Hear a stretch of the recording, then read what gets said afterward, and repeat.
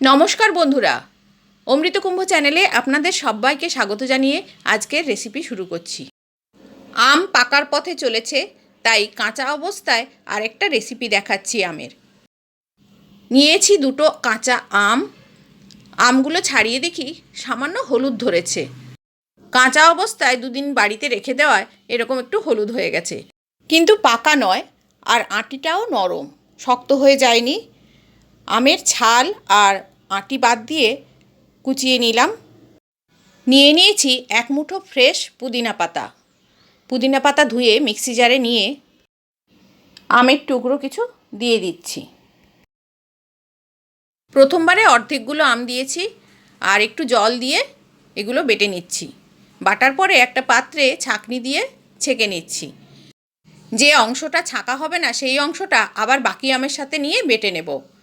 পাতা থাকার জন্য প্রথমবারে অনেকটাই অবশিষ্ট থাকবে, ওগুলো আবার পরের বারের সাথে নিয়ে বেটে নেব। বাকি আমটা বেটে নেওয়ার পর আবার ছেঁকে নিচ্ছি, আর নিচে আম পুদিনার পেস্ট, ওপরে পরের বারের আম।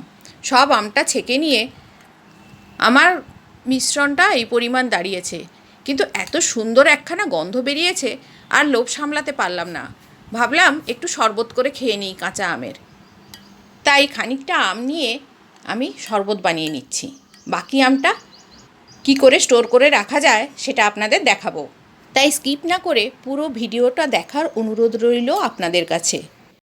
যেইমাত্র মনে হলো সঙ্গে সঙ্গে বানাতে চলে এলাম শরবত।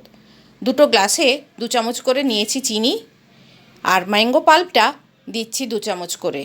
তারপরে যদি একটু মনে হয় আর একটু টক টক খাবো, তাহলে আর একটু মিশিয়ে নেব।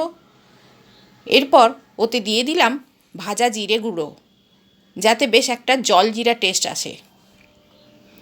সামান্য পরিমাণ নুন মিশিয়ে নিলাম, আর দিচ্ছি একটু বিট নুন।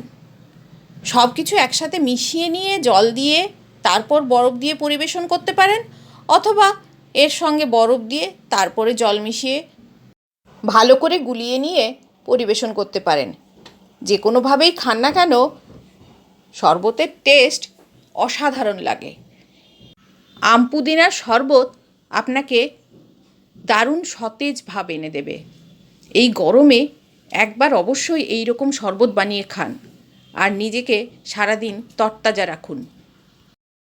বেশি ঠান্ডা চাইলে বরফ কুচির সাথে ঠান্ডা জল মিশিয়ে নিন, আর দরকার হলে আরও বেশি বরফ কুচি দিতে পারেন। শরবতটায় পুদিনা পাতা দিয়ে সাজিয়ে আর ছবি তোলার সময় করে উঠতে পারলাম না, তাহলে আপনাদের দেখতে ভালো লাগতো, কিন্তু এতটাই গরম, বরফ কুচি দেওয়ার সঙ্গে সঙ্গে গলে যাচ্ছে, তাই চটপট খেয়ে নিয়ে নিজেকে রিফ্রেশ করে নিলাম। বাকি পাল্পটা তো এখনও সংরক্ষণ করে রাখতে হবে, তাই নিজেকে রিফ্রেশ করে চলে যাচ্ছি পাল্পটার একটা ব্যবস্থা করতে। আম পুদিনার পেস্ট যেভাবে আমি সংরক্ষণ করে দেখাবো, সেভাবে সংরক্ষণ করে রাখলে সারা বছর 2 টেবিল চামচ 1 গ্লাস জলে মিশিয়ে শরবতটা বানাতে পারবেন।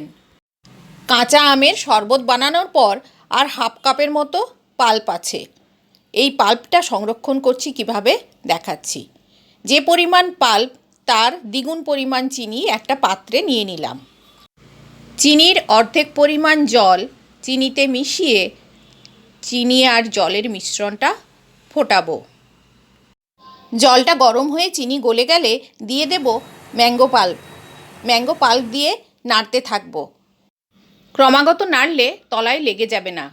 আর জলটা শুকিয়ে এলে সামান্য জল মিশিয়ে দেবেন, তারপর ফোটাতে থাকবেন। 10-12 মিনিট ফুটিয়ে নেওয়ার পর দেখবেন কালারটা যখন চেঞ্জ হয়ে আসবে, তখন বুঝবেন আপনার আমটা সেদ্ধ হয়ে গেছে। আর এই সময় মিশিয়ে দেব হাফ চামচ জিরে গুঁড়ো, হাফ চামচ নুন, আর হাফ চামচ বিট নুন। হাফ কাপ আম পুদিনার জন্য আমি এই পরিমাণ দিয়েছি। আমের শাঁসের পরিমাণের ওপর জিরে, নুন এগুলোর পরিমাণ বাড়াতে বা কমাতে পারেন। এবারে গ্যাস বন্ধ করে 2 টেবিল চামচ পাল্পের জন্য 1 চামচ ভিনিগার, এই রেশিওতে ভিনিগার মিশিয়ে ঠান্ডা হতে দেব। মিশ্রণটা ঠান্ডা হয়ে গেলে একটা গ্লাস জারে ভরে আপনি সারা বছর ধরে খেতে পারবেন। ফ্রিজে রাখলে সারা বছর, না হলে 6 মাস আপনার এমনিই ভালো থাকবে। আজ এই পর্যন্ত, আবার দেখা হবে অন্য কোনো রেসিপিতে। ততদিন আপনারা সবাই ভালো থাকবেন, সুস্থ থাকবেন, আর আমার রেসিপি ভালো লেগে থাকলে চ্যানেলটিকে সাবস্ক্রাইব করবেন। ধন্যবাদ।